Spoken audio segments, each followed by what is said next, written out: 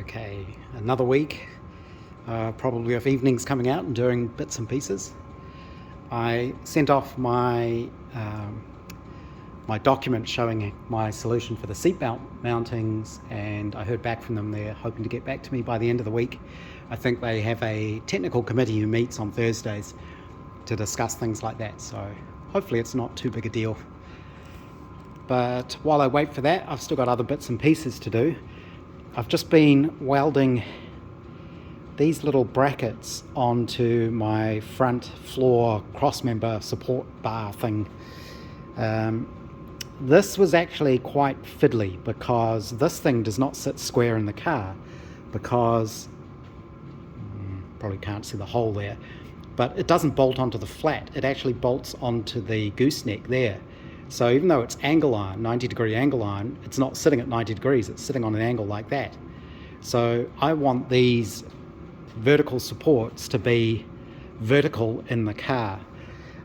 It took quite a lot of fiddling around to work out the angles using my little angle gauge thing here.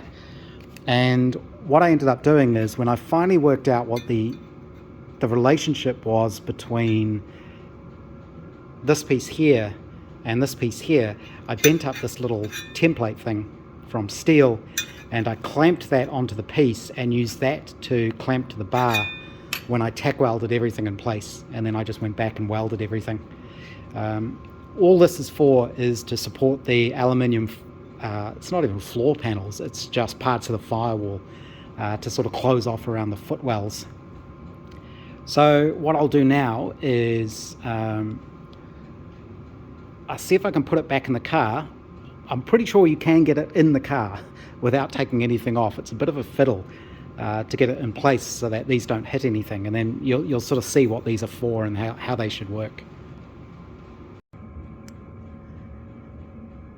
I have this piece fitted in now, but I think I'm going to remake it, because the idea is good, but what I've discovered is, with only one bolt either end holding it, and this only being, I think it's only 20mm angle iron, I can't actually get it sitting flat on the bottom of the chassis rail. It sort of moves around. I think I'm going to need 2 bolts, or bolt it from the side here and maybe from the bottom, because at the moment it can just sort of rock around, and even if I try and tighten it up quite hard, it can still pivot. So I think I'll remake that bottom piece from some 30mm angle, 30 by 30 by 3, which means I'll have to remake all of these, but at least now I've got a pattern to copy. But you can sort of see how this is supposed to work now. This gives me a flat face to put some more aluminium on here to help box all of this in, and it also, you can see now why there's an angle on the end here. This is meant to match the curve of the chassis rail, so that the firewall sort of sits along here and then goes up here, but it gives me something to bolt some of those pieces to as well. It's probably a little clearer on the other side. You can see there, firewall will come down here, flat along here. You can see how this is twisting. It should be sitting more like that. That's how I measured it to sit. But yeah, unfortunately it isn't at the moment. So yeah, I'll have to remake that part. All the measurements on this are correct. You can see there it's actually holding in place. And you can see how now that'll give me this flat floor in here. I'm actually going to box this off, use that for storage. I think I mentioned that before. So okay, that was quite a bit of work, but like a lot of these things, you end up making parts multiple times to get it to fit, because you make what you think will fit, and then in the purpose of making it and fitting it, you realize, oh, I could have done that a bit differently, or I could have made that better, or if I just change this, it'll be much, much easier. So looks like tomorrow night that's going to be my job, is fix that up. Out in my shed again, and It's turning into a mess, which means I must be making progress. I've been re-looking at this cross member that goes at the front of the floor, and I decided I didn't like it. It wasn't fitting very well, and it turns out that was because the ends of the chassis rails, the two halves of the chassis, aren't exactly the same. And if I was just using one bolt and a welded on plate on the end there to bolt it up, what was happening is, as you tighten that bolt, it would pull this to be perpendicular to the inside of the chassis rail. The problem is the two insides aren't on the same angles, so it would sort of pull it out and it would distort it. And if you bolted it up really tight, it was actually moving the chassis rails around. So I got rid of this, and what I've decided to do is take this over. It's easier to see on the passenger side. I drilled an extra hole down there, so there are now two mounting bolts, and maybe we can see inside here.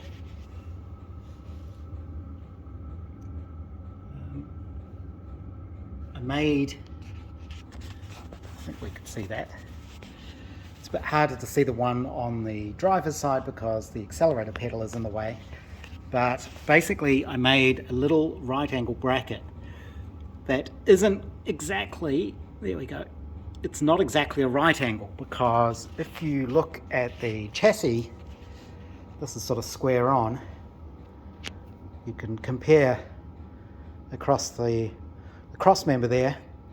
This isn't 90 degrees because of course the gooseneck swings in here. So everything's curved, everything's on angles, nothing's straight.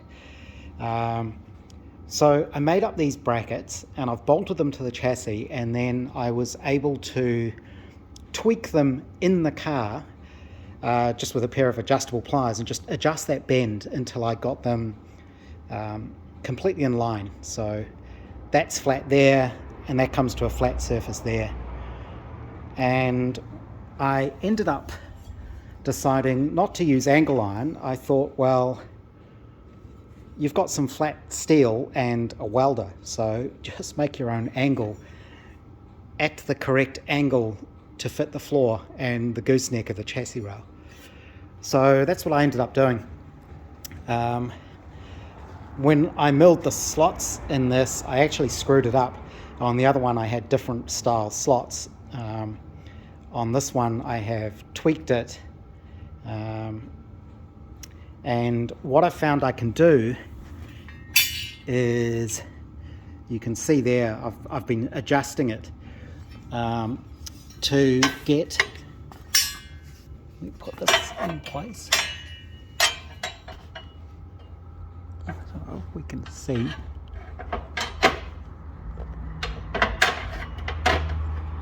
And of course it's effectively tapering here, so it'll only go in one way. And what I'm able to do is, because I've made this angle from welded steel, I've only welded one side so far, I can adjust it. So even if this isn't perfectly aligned, this will be hard bolted into the car. You do need to remove the bottom bolt to get this piece in. I may actually shorten the ends a little. I'm going to drill the holes to be able to bolt it to the brackets, and I might be able to shorten it, which means you can get it in place when the fixing bolts are in place. But at the moment those bolts are too long and my angle won't get past the end of the bolts, so I have to remove the lower one, and then it'll fit into the bracket, if that makes sense. But with that in place, I can actually use vice grips, clamp it to that bracket, and I can adjust the angle of this until that is perfectly up and down, which means it'll be really easy. I don't need to make any strange bends in the aluminium panels that are going to close all of this off. They can just screw straight onto that bracket there. So I think that's a much neater solution.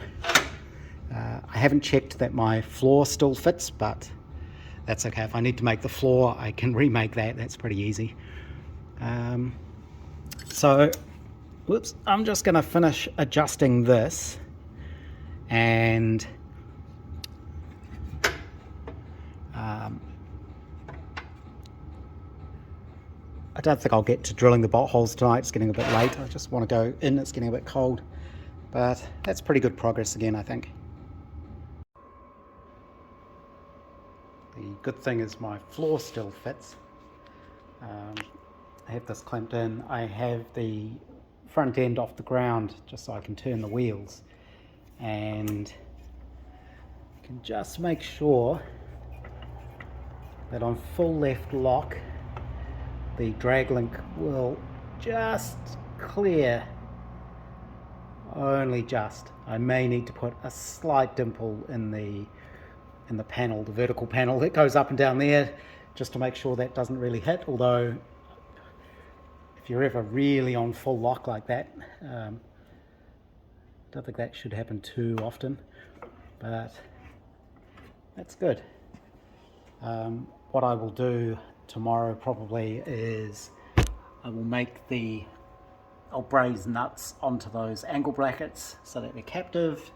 Just makes it a lot easier to assemble everything, and you can see I've tweaked the angle of that vertical so it is actually vertical now, which means I should now be able to make panels that fit in here, that bolt straight to this and come up to where the firewall floor will go. So still figuring out exactly how that'll go, if it goes like this, follows that down and then goes down, and it may need a few cutouts, and should be okay. I think if I've got the measurements more or less right, I may need to put some clearances there for the pedals, but we'll see. That'll become apparent when I actually make those bits of panel. Not sure if you can see it in the background there, but the weather's quite nice today. It's a nice clear day, but it's pretty chilly, and it's just the right conditions for aircraft to be leaving contrails. So probably can't see it, but just above that power pole there's another plane going past, just starting to form one, but you can see the tracks. There's a couple of them there.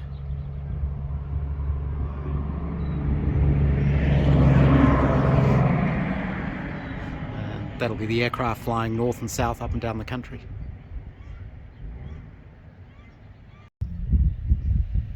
Yeah, that's a bit more zoomed in. Perhaps we can see it now. But, it's just interesting seeing the parallel tracks they leave.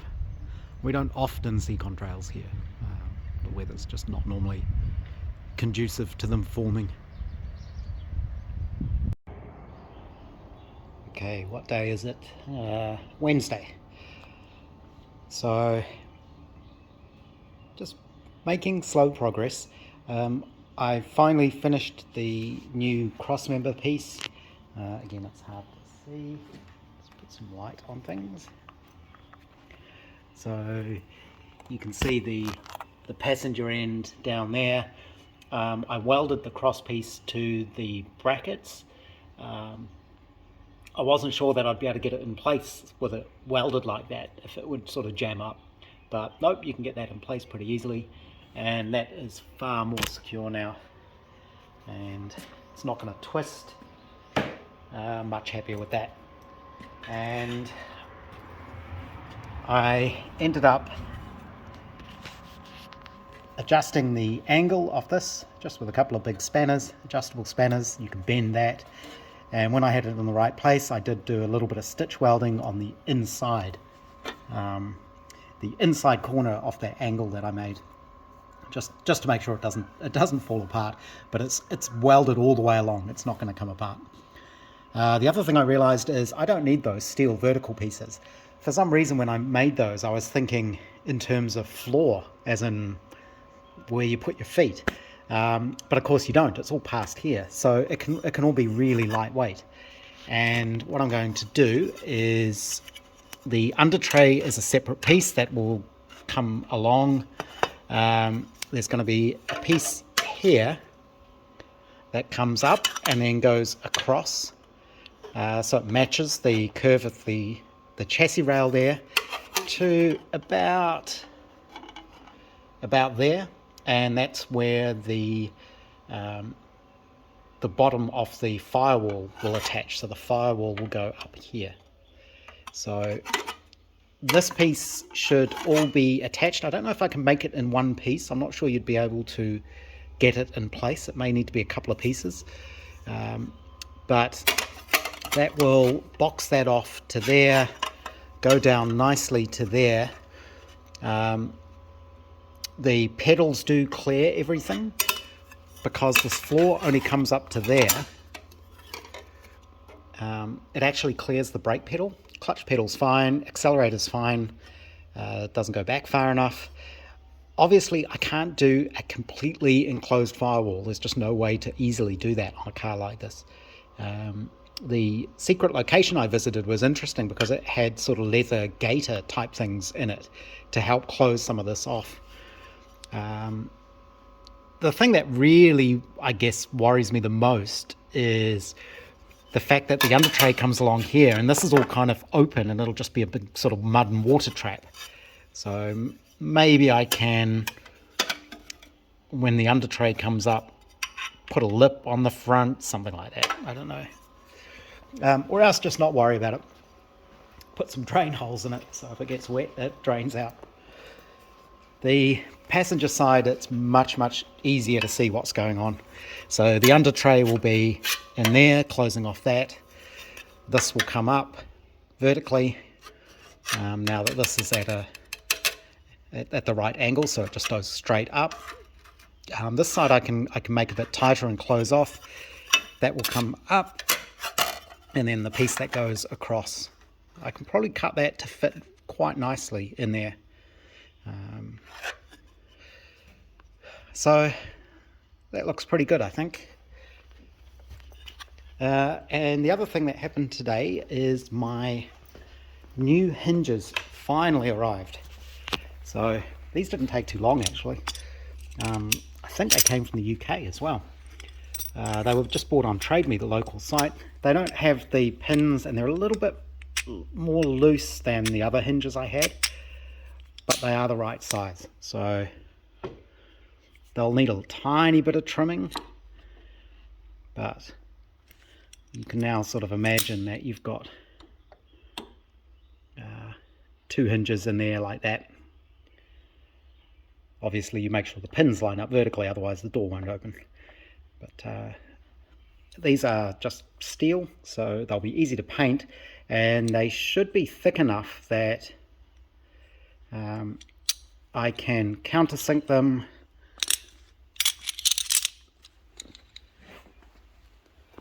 and hopefully, in my box of all the screws that arrived from the UK, these are 1/4 inch BSF countersunk, and I'm hoping they should be good enough to bolt the hinges on, given that there will be a steel bracket that goes in here, so you can bolt all that really tightly. Same inside the door, there'll be a piece of steel there, so I'll be able to sandwich the hinges through the wood and through steel. So hopefully that means the hinges will hold up over time. That's kind of all I've done.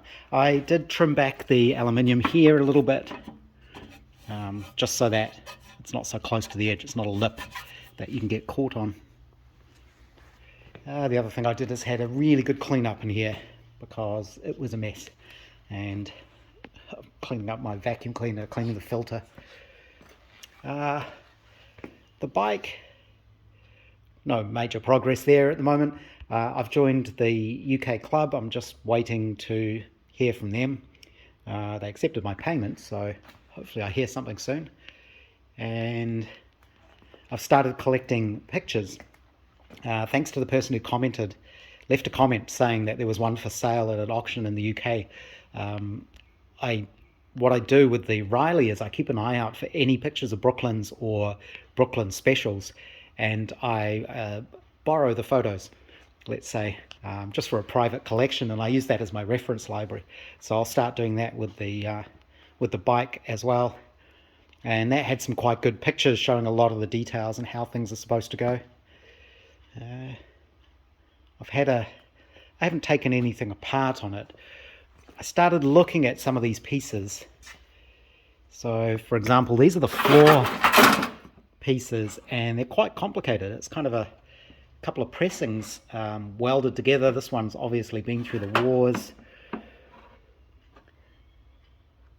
The top I can make myself easily enough. That bottom piece would be interesting. So I'm not sure if reproduction ones of those are available, or if I can find some spares from somewhere. I don't know. That's all the fun I'm going to have coming up with the bike eventually. But back to the Riley. Hopefully the technical committee will look at my solution for the seatbelt mounting. Again, I just followed the rules in the book as far as I can make out. I'm pretty sure I've done what I need to do. I haven't actually made any of that yet. I've just cut the piece of steel angle that would go across. But if that solution is acceptable to them, this is an example of what you get in the constructor's manual, which is free to download. And this is what people use for building hot rods and things. And it really clearly lays out how everything should be. So, right down to what the bolts are and what torque you need to use for the seatbelt bolts. Obviously, a lot of this is for cars with sort of sheet metal bodies. It actually even goes into fiberglass cars, because I guess people make fiberglass hot rods, and how you have to make the mounts so that it'll work in fiberglass. This is all about the doubler plates. Somewhere here. That's the funny thing. There's so much information. You can see something, and then it takes you quite a while to come back and find it again. So yeah, this is where it starts talking about these tapping plates and the bosses. Like, there's an example of a boss in the chassis rail. So hopefully that's right, and it even gives you all the specs for it. So mild steel, 19 millimeters minimum, and no less. Actually, 19 millimeters. It doesn't say minimum, so I'm assuming bigger is okay. And not less than 9.5 millimeters thick. So, and you sort of just weld it all the way around. Yeah, and it even shows things like when they're attached to chassis members and they're overhanging, and what the maximum distance can be, and all that kind of stuff. So hopefully that'll be all right. The only thing I don't want to have to do is weld that to the chassis. Because nothing is welded to this chassis. It's actually, well, except for the rear cross member, that's welded in place, but everything else is riveted or bolted on. So in keeping with the period, I would want to bolt that on. But it's a long flat surface, 2 bits of 3mm steel getting bolted together. I don't think it'll take too many bolts along there to hold that all nice and secure. So hopefully that'll be okay. And yeah, I think that's kind of where I'm at the moment. It's the weekend and looks like it's going to be a nice day. It was very chilly out here in the morning until the sun came up, so I had the heater on.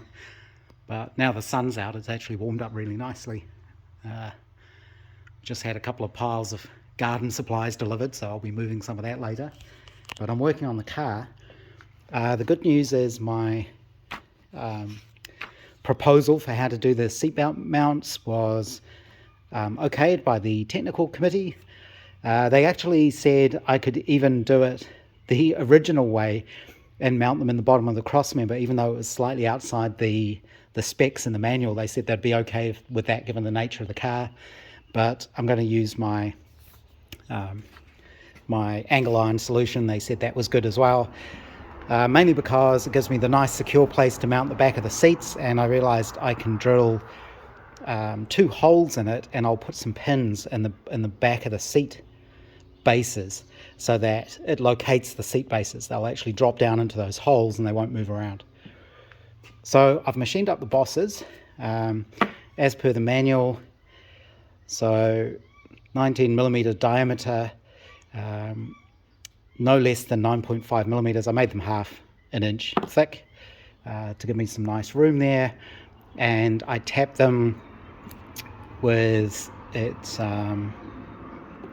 7/16 UNF, which is a little bit annoying. It's not BSF, so the manual states either UNF or metric.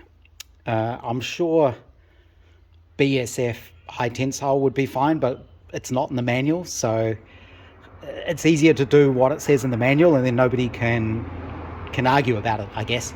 And these are the bolts that came with the seat belts.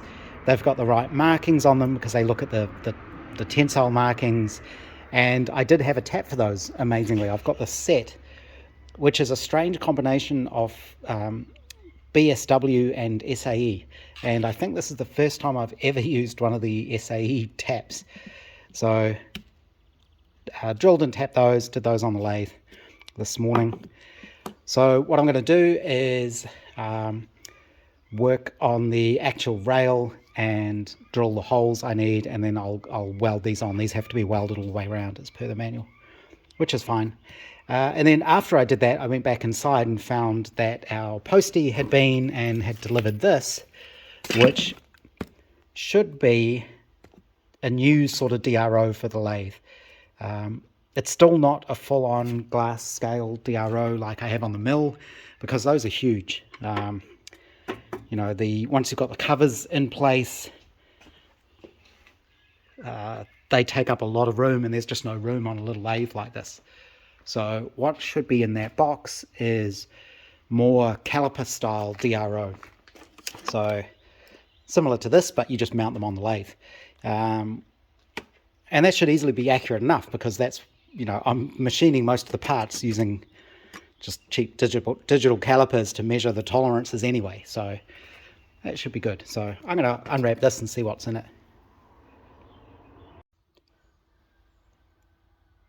So this is one of the DROs I ordered. I actually ordered two different lengths, but I'm guessing they've sent it as 2 shipments because only one has arrived so far. I need to look at that. I got these off Amazon.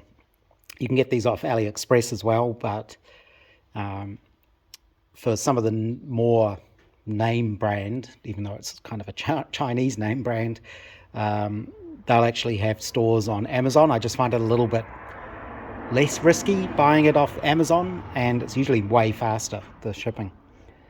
So they're quite a bit bigger than I thought. I thought, for some reason in my mind, I figured this would be the same size as a normal caliper type body, but it's a little bit bigger. But there should be a way for me to mount this. It's pretty straightforward, and it kind of works how you'd expect. So I'll have to wait until the other one arrives, I guess, and then I can figure out how to mount them.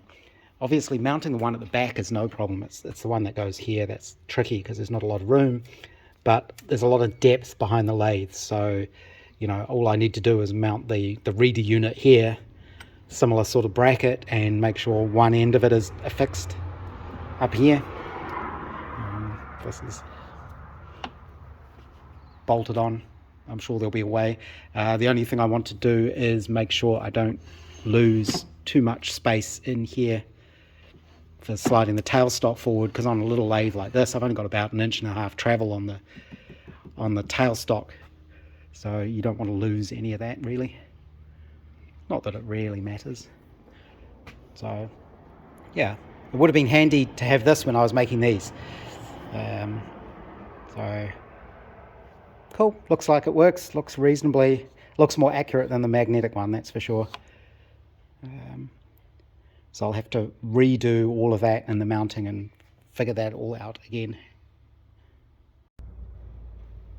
one thing I just noted, obviously these are very simple. You don't get all the fancy functions you get in the full-size DRO, but it's got everything I need. And I just noticed when I switched it to the imperial measurements, it actually includes fractional readout, which is very cool. I've actually found the fractional measurement on digital calipers really useful when you're dealing a lot with nuts and bolts and hardware. Although, to be honest, after a while you get pretty good at recognizing them just by sight. But you know, it's really handy to be able to see the fractional sizes of what things are, especially when you haven't been brought up in thinking in inches and imperials, so you don't know that, you know, that 0.8495 is, what is it, 27 30 seconds.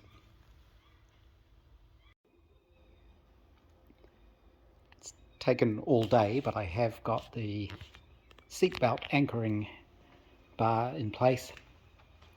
I actually ended up making it twice.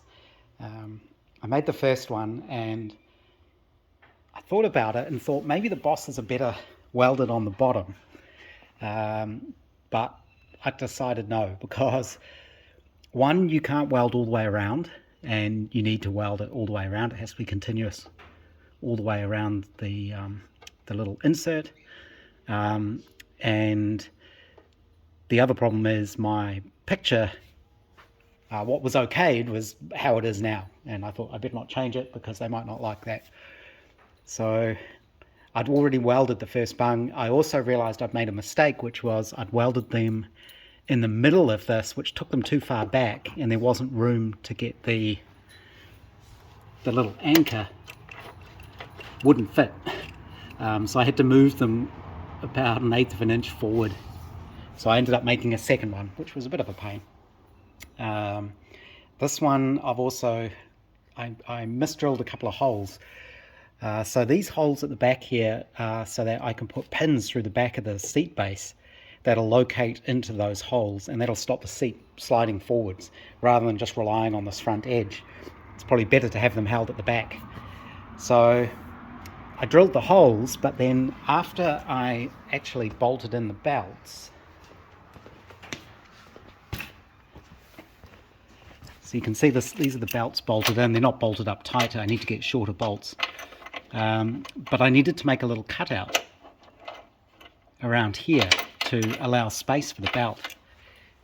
And you can see those here on the seat backs. So this allows the belt to go down. And my holes for the pins ended up in the cutouts. So that was a little bit annoying. I may just weld up those extra holes. Although they're not doing any harm being there. Doesn't affect the strength or anything like that. So I need shorter bolts. These are my seat bases. I ended up making new seat bases slightly longer so that I could put a thicker piece of wood on the front here, and these will slip over that front edge. I left 1/8 of an inch all the way around to allow for any material, and the other thing I realized is these holes, I'll use 1/4 inch pins, but I may end up having to bend them because, of course, this is on an angle, whereas this is flat. So if I put the pins through, they'll come through like that. So I may have to enlarge the holes slightly to allow the pins to drop through at an angle. But that shouldn't be a big deal. The other thing I may need to do is get the seatbelt shortened, because that's quite long, and these were the shortest I could get. But I believe there is a company that can do that. They can legally do that, because the belts have to have all the proper numbers on them. These are actually American ones, so they're it's got the standard number on there somewhere, FMVSS 209, and that's one of the recognized ones that you're allowed to have. So the seats, once the glue dries, I'll sit those back in to see what they look like. I probably will weld up those holes because otherwise they're going to annoy me, I'm sure. And then I can start looking at the hinges and fitting the doors.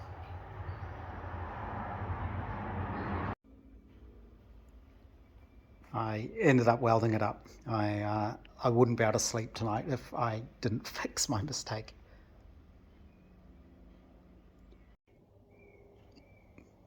It was another busy day. I went out first thing to get some nuts and bolts and T-nuts and things. I haven't quite got to mounting the hinges yet. There was a little bit of prep work I have to do, so I've been doing that. The seats, that bar is now temporarily in place. I have the belts loosely bolted in, they're not torqued down. I won't do that until right before the final assembly, I guess. The good thing is I don't need the belts shortened. It turns out I'm fatter than I remember I was in my 20s. So with the seat in place, this belt actually fits quite well. It just looks a lot bigger when you're looking at it like this. But no, they do work, and they do tighten up quite nicely. This is some of the hardware I got. It's 6mm. I hate using metric in an Imperial car, but for the seats I don't think it's going to matter too much. I have treated everything. I probably don't really need to treat the plywood. It's H3 treated already, but for consistency I've given it a coat of the Metal X treatment. It keeps messing with my brain that a wood treatment is called Metal X for some reason, but those have been painted. It takes 24 hours to do. It says to dry, but it actually dries pretty quick. It soaks into the timber so quickly. But you can't do a second coat. You're supposed to leave it 24 hours. So I'm going to leave it 24 hours before I put the top coat, which is just black stain, just so it's not green, basically. So the seats, I have now trimmed them to fit nicely. I had to tweak the rear corners for the belts. I think I mentioned that the other day. And I profiled the sides so that they match the curvature of the car. So I'm actually going this way around. So this follows the chassis rail. The reason for that is because you need these seat squabs to fit in. Before, this was underneath the edge of the chassis rail, so if you made a seat cushion you wouldn't be able to get it in. It has to drop straight down, so I needed to trim that just slightly. I've screwed on these battens which fit over the top of this board, locking the front of the seat in place, and it also makes all of this stiffer. And at the rear, what I've done is fitted some 6mm T-nuts, and may give this another coat because this is the underside of the seat, which probably does need treatment. And what I do is I screw these in, and you can see I've put a bend in them, and the bend matches the angle of the seat. So when the seat goes in, those are vertical, so kind of like that. And those work really well. And what they'll do is they mean the back of the seat is actually sitting on the nuts, so it's metal on metal contact, so it's not on the wood, it's not going to be rubbing, because these fit through the holes there like that, and that actually just locks the seat, locks the back of the seat in, so it can't slide. So the seats can't go anywhere. I suppose they can go up, but if they're going up you're in trouble. So that should work pretty well. The T-nuts are from the inside so that everything tightens down. Those pins will be Loctited in place, so once those are in place they should never come undone. So I need to wait for those to dry. I've done the same with the seat back, just given that some of that Metal X treatment. So that treatment is a preservative and I think it's like an antifungal and an anti-bug treatment. So that's done, and in preparation for fitting the door hinges, I've made the front support brackets. So Again, like at the rear of the car, I can bolt the body down, not just straight to the timber. There's now these metal straps which will help keep it all a lot more solid. This vertical piece here, I sort of trim that from a wider strip to follow the body. It wasn't quite wide enough there, but that doesn't matter because the hinges will bolt through this. So I'm going to cut a little notch out for the hinge. I haven't figured out the best way to do that yet. I'm trying to think if there's a way I can do that with my router to get it really nice and neat, but I'll have to make some sort of jig or fixture or some sort of guide so that I could do that. I'm not sure that's going to work, so I need to do some experimentation. But it means the hinges will bolt to this. So nice and strong, not through the timber, or through the timber, but sandwiched through it. And that should keep them all nicely in line and keep them nice and tight.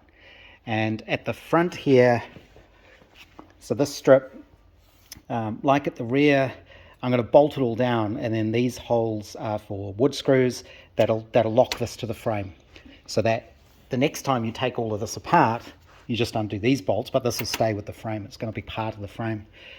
At the front, the firewall bolts go all the way through and bolt to that as well. I actually managed to get all of the screws to line up, all of the screw holes, which was kind of amazing. So the one thing I want to do is I'll probably put a diagonal brace from here down to here. I'm not going to do the same at the back here, because this will help hold this joint, but I think you still want this to all be kind of flexible. I don't think you want this bit to be flexible, so the originals seem to be braced here. I'm going to go back and look at some of my pictures and figure out how they did it originally, but I'm pretty sure that's what was done. There's like a brace here, and that keeps this front corner all nice and secure, but the rest of it can all sort of move as it needs to, as it twists. So this side is obviously a bit longer because it's the passenger side, but basically I've got the same setup on this side, just with a single bolt there holding it down, because the other one is here under the door, because the door is longer. Same deal, the firewall will bolt to that. This will bolt through for the hinges. I may put a hole at the top there. In fact, I think I will. I'll put a hole at the top there for another wood screw. And that gives me the place to bolt the hinges to. So that's all coming along quite nicely.